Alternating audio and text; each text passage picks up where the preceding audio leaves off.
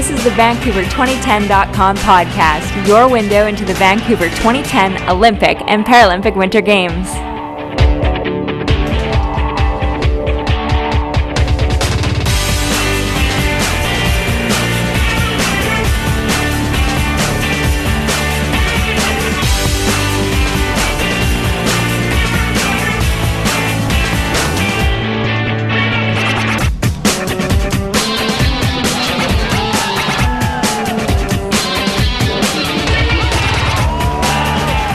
Halfpipe riders are going up one side, down the other. They're trying to impress a panel of judges with big air, style, and degree of difficulty. The one with the most points at the end of the day is the winner. Just loving it, having a good time and everything like that. We like to go out there and rip some flake, shred the gnar. Sometimes I see some people on the cop and they're chilling like, ah! Do the fans get you charged up?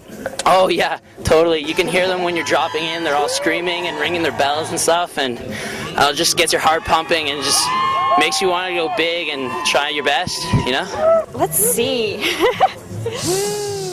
There's a lot of different maneuvers, you know, like everyone is throwing 10s, and they're starting doing 12s now, which is pretty sick, so I think that's probably the hardest one. Have you nailed one yet? No, soon to come. What's the most difficult trick a woman can do right now? Well, there's no limits, I guess, but people are throwing down impressive rigs like 900s and huge like cab 7s now, and everything's just amazing, and the style's getting really good. You really gotta ride a lot to keep up with it. You gotta prepare it first in your head, I think, just mentally, and then it's the time to do it. Sometimes we have just to change runs because we see that we actually don't score enough, or we have to do stuff different or better, so then we change. But in general, you do this decision before the run and not while you are riding. What's the secret to getting big air? Yeah, if I would know that, that would be awesome. What's the secret? Eating a lot of organic food and meditating. That's my secret to going big. What's the secret to big air? I don't know, a lot of speed and the right mindset, I guess. Going big in the half pipe, it's all about not being afraid and just pushing your way through the half pipe, holding your board stiff and just riding up the wall and going. You just can't be afraid of it. A lot of people, they just take a little speed check, but you just gotta ride through it. How can you tell where you are in the air and where you are in your maneuver? Oh, higher you go, the easier is it, kind of. So like, you just learn how to do it. If you do a trick all the time, you know exactly where you are. And what are you thinking about when you're up there? Oh, it's kind of like I drop in the half pipe and then I like black out, and then I get to the bottom and I'm like, what happened? You know? So you're on autopilot then? I guess so. I don't know, I just drop in and everything seems to vacate, you know? Ride a lot, fall a lot. I had like the worst slam of my life in this pipe today, but actually could ride away from it. What does it feel like out there when you're doing really well in the pipe? It's exhausting. I don't know any English words for that, actually. Who are the best nations in snowboarding right now? There are a couple of, I think, the Americans are pretty strong, and Japanese guys as well.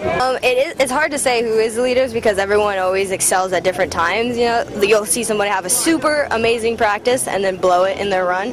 So it's kind of like it's always a toss-up. You never really know what's going to happen. Who are the leading nations? Could you pick any? The U.S. doing really good right now, obviously. And Canada's doing really good, and China just came on the scene. We're like, who are you, China?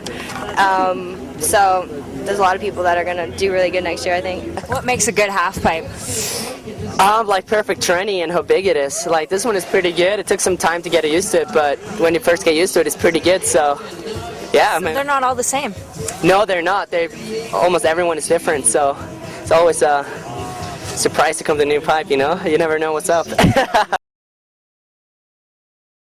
I would say we're a bunch of people who love to be outdoors and love to push ourselves and love to travel the world and ride with some of our best friends. Is it true that redheads have more fun? You know what it is. You know what it's like, walking around like this all day. It's hot. Where will you be in 5 to 10 years from now? What? Where will you be in 5 to 10 years from now?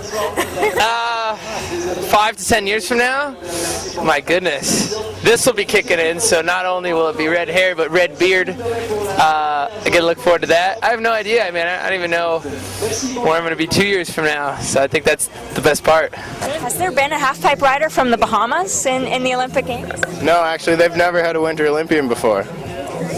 So you're a pioneer. Yeah, blazing the trail. How'd you get into half-pipe then? I got into it in Calgary. That's where I went to school, and you know, it's just the winter sport everyone does. So I did it too, and just turned out I excelled at it. When you're not riding, what are you doing? When I'm not snowboarding, I love skateboarding and surfing and hula hooping. I usually just listen to my music. Yeah, just hanging out. What are you listening to? Trying to, Bob Marley. It doesn't really make you like crazy, you know, but I'm just in my own world pretty much, just hanging out, don't want to stress out.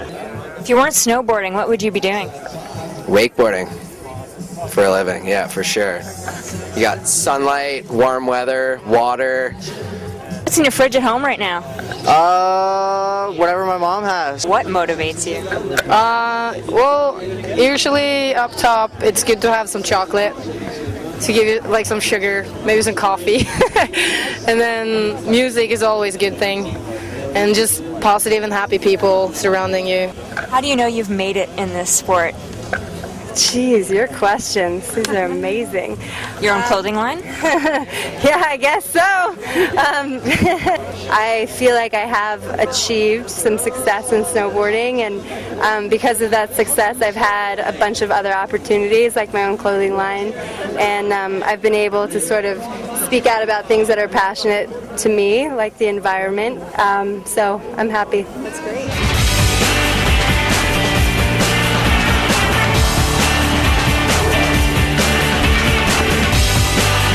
To learn more about this sport or for other podcasts, go to vancouver2010.com.